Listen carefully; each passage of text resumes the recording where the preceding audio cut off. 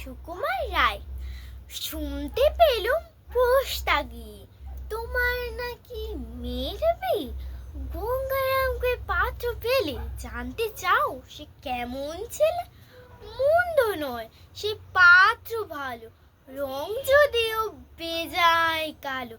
তার উপরে মুখের গঠন অনেকটা ঠিক পেঁচার মতো।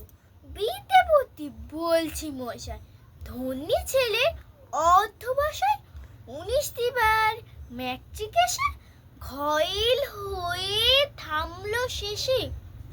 বিষয় আশায় গরিব বেজায়, কষ্টে সৃষ্টে দিন চলে যায়। মানুষ তো নয় ভাইগুলো তার, একটা পাগল আরেকটা গোয়ার, আরেক দেশে তৈরি ছেলে। জাল করে না গেছেন জেলে, 19টি তবলা বাজায়, যাত্রা দলে 5 টাকা পায়। গঙ্গারাম তো কেবলই ভোগে পিলের জ্বরে পান্দ রোগে, কিন্তু তারা উচ্চ ঘর কংসরাজের বংশধর।